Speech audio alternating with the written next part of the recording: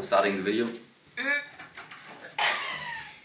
Okay, Tessa is making tea, so I have some time to make the video. Okay, I got a question from one of you guys, from Italy actually, about, I mentioned journaling in the morning. This is about journaling, why I do it, how I do it. Even if you use all the other tools and think about that, if you don't write stuff down in the morning, I think you miss out a big opportunity. Okay, this is what I do.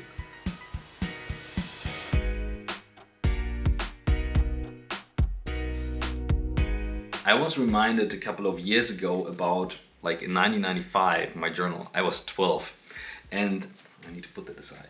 And how I was journaling back then was, I need to show you. Okay, this is my handwriting, which is like really bad. But I wrote stuff down that we did and how I felt throughout the day. That was the old journal, that was the reminder. How do I do journaling today? When I get up, I usually do 4 things. After meditating, I write down, first of all, the positive stuff from yesterday. So I have 4 sections in the book.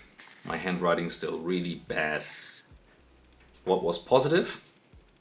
So anything I experienced that was a good thing from yesterday. I still keep this bullet point style and make it short, but I think about like, what was the good stuff yesterday and maybe why, to be reminded of that. Making videos are working, but it's usually about my kids, my friends, small stuff, a phone call from a friend that I want to be reminded of whenever I have a bad time. So I have these positive reminders. It's usually 3, 4, 5 things, and it brings me in a good mood.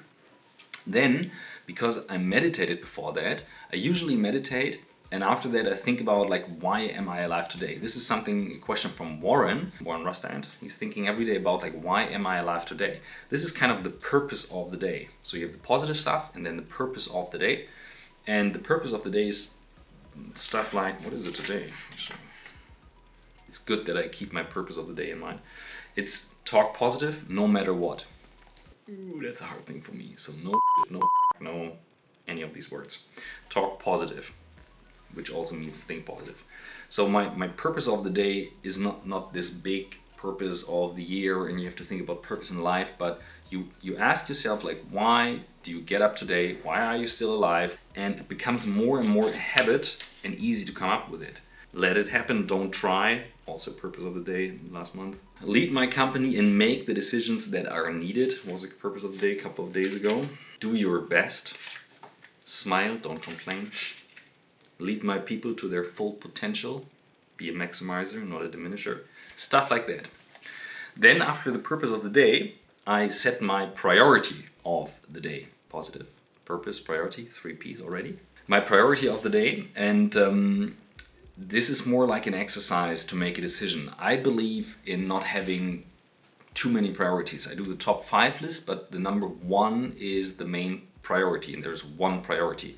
And I think mastering this discipline of priority means that you have 1 priority maybe for a year, or even 1 priority in life, which I think is the hardest part. I don't have that yet. But exercising every day with 1 priority I think is a good thing. So today it's making a video.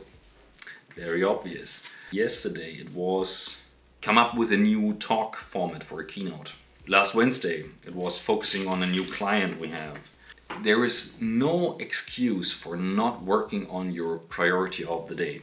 And then after that, it's the section about, it's called plan the day, positive, purpose of the day, priority of the day, plan the day. That's how I keep in mind what I'm journaling.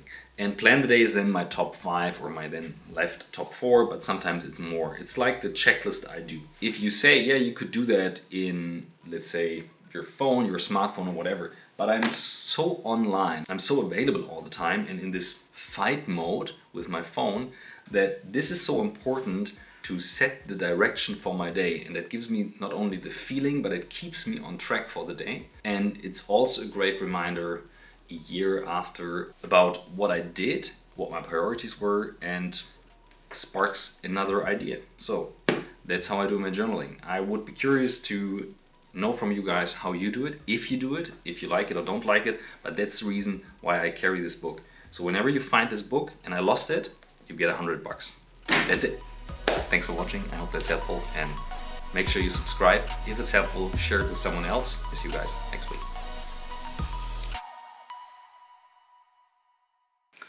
Maybe just because you're thinking like, why is he sleeping in this, what's it called, a kammer? Cabinet. Why is he sleeping in a cabinet? Guys, I have 2 kids and I'm very lucky that my wife quite often says, go sleep in the cabinet to sleep at least your 6 hours and meditate in the morning and make your stuff. That's why we built that cabinet ourselves. You could call it the panic room, depending on the perspective. Thanks for watching.